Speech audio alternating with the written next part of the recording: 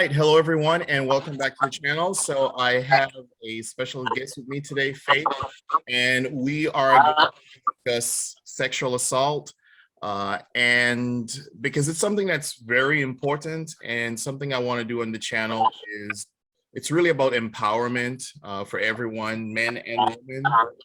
So Faith is willing to share her story with us, and so that's what we're going to discuss today. Before we get into it, I'll ask Faith to just kind of introduce herself, and then we'll take it from there. So go ahead, Faith, just introduce yourself. Well, hello. My name is Faith Dillard. I'm 22 years old from Fort Worth, currently studying business in college. All right. So I know sometimes this is kind of painful to relive.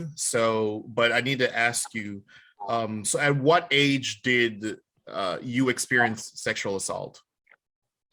I was 7 years old when it happened. Okay.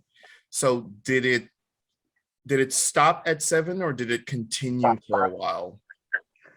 Well, at 7, there was like a specific instance, which I would say was the worst, but there were other smaller incidents after because I actually never verbally told anyone until I was 9 years old.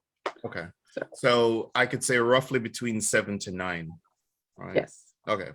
So is this someone who is a member of your family or friend of the family or? No, so actually, at the time, me and my little brother went to daycare at like an in-home daycare.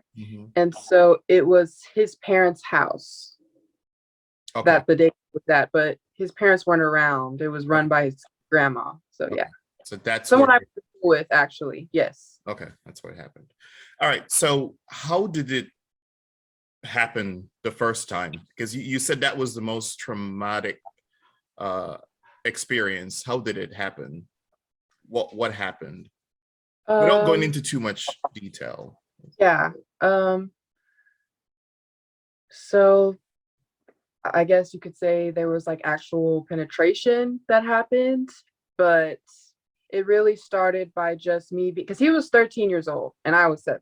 And so we probably shouldn't have been like playing or hanging out in the first place, but that's kind of how it started. We were just hanging out, normal kid stuff. And it started with him asking me if I wanted to go upstairs and see his room because upstairs was off limits to the kids. Okay. So it kind of made me feel like, ooh, I get to go somewhere nobody else gets to go. Okay. So at 7 years old, when this happens, you're thinking what? If you could remember, what are you thinking at that point? I didn't think anything that would happen. Definitely. I didn't. But I did eventually kind of start feeling like something's not right. Yeah. And what made you say something at 9? What was it that triggered something in your head that said, okay, I need to say something?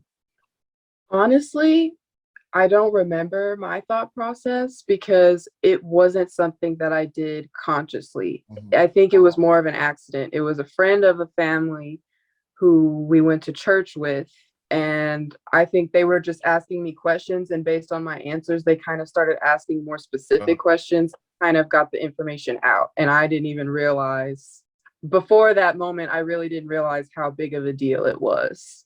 And that's why I keep repeating at 7 years old too, because looking back, you could make sense of it, but when you're between 7 and 9, you're not quite looking at it the same way you're looking at it when you're in your 20s, right? So that's interesting. So after you revealed what happened after that? Like, what was the repercussions? Like, what came after that as far as he's concerned, and then how you dealt with it? So obviously my family had some reactions. My dad was actually living out of state at the time. He moved back immediately. And as far as him, I still went through the same process as if it just happened. So I had to do like several interviews. I had to do like a physical at the doctors and tests and all those things just because that's protocol. But it actually turned out that there was another little girl, he did it too. And so I did end up going to court kind of to testify against that, but I actually didn't have to take the stand, thankfully, because he was willing to admit it. But yeah, that's what happened with him. And as far as me, I had kind of already started having some issues, but because that was never put out into the universe, like from me before, I never really connected the two. So Yeah. it kind of started making sense. And in a way, my issues got worse. To be specific, I struggled with a lot of self-harm and suicidal thoughts and depression. So after you had to go through, the court situation and people asking you a lot of questions, and I guess that's where a lot of that depression and self-harm and stuff. So how bad did that get for you? Um, it got pretty bad. I was hospitalized twice, inpatient and outpatient, because I did try to run away. I actually began cutting myself. And it improved for a while, but honestly, when I hit adolescence, it got a lot worse again. I overdosed in 2018 due to other factors as well, but that was kind of the boiling point for me, the turning point, you could say.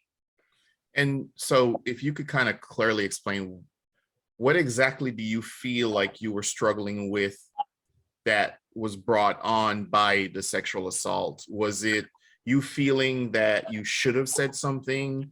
Was it guilt? Was it, what was going on in your mind? Yeah. Yeah. Yeah, a lot of anger. I didn't realize that it was anger then, but now back, I know it was anger because I just didn't understand why it had to happen to me. What did I do? And it was a lot of guilt because I did feel like something must be wrong with me for something like that to happen at such a young age, and a lot of self-worth struggles. Like I struggled with seeing myself as worthy or good. And I blame myself for a long time. Yeah. So, Especially because I never said anything. yeah, and then you've got to keep in mind you were young though, and Yeah. putting that all together that's difficult when you're 7 years old. When did you start really, I would say, working on yourself? When did you realize it was not your fault, that this was clearly rape, and that this person was older, knew better? When did you start to put that together, and how did you start, putting yourself together, so to speak, working on yourself? I would say probably around middle school. My mom and both my parents had me in therapy ever since that was known, but I didn't really find a therapist that really worked for me until I was in middle school. And that's when I really started trying to understand myself and the issues that came because of that, and how to kind of move forward and not just let that be a defining for me, who I am as a person. Yeah. So as you're going through therapy, what did you learn? What made you, just say, okay, I was young, I was taken advantage of. Let me see how I can move on with my life. What was it that clicked with you in therapy? I realized that I was kind of being biased towards myself in a way. I guess because it's my life and I lived through it, and I did go through a long period where no one knew about it. In my mind, it was normal. This is what happened. This is my reality. But my therapist explained to me, or he pointed out to me, brought to my attention that I feel horrible and sad about if that happens to someone else, that whether I know them or not.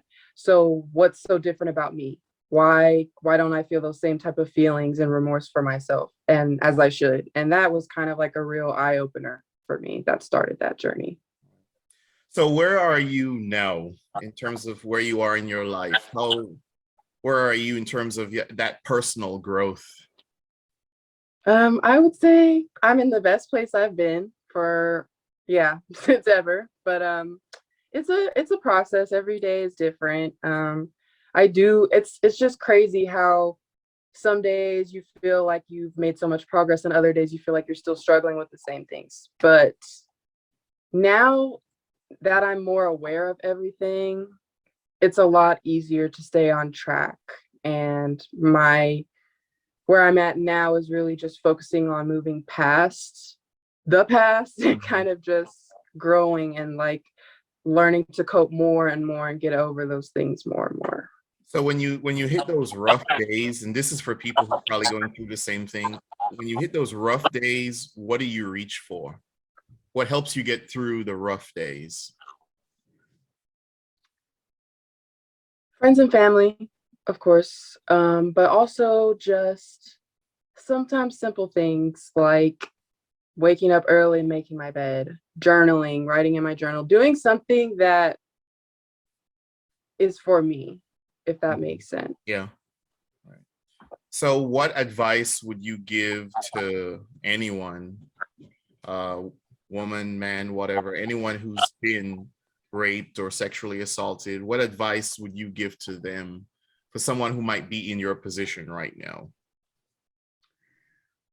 The advice I would give to them is to not be afraid to ask for help. It's okay, because it can feel overwhelming and embarrassing because you do feel like you did something wrong or people are going to look at you differently. Mhm.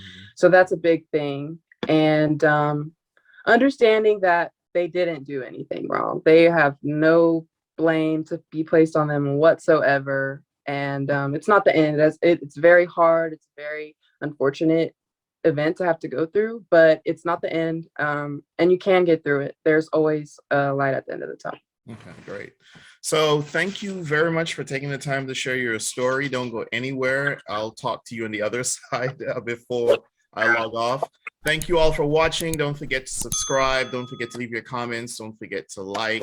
I have more interviews coming as well with women who've been sexually assaulted or abused. So look out for that. And until next time, peace.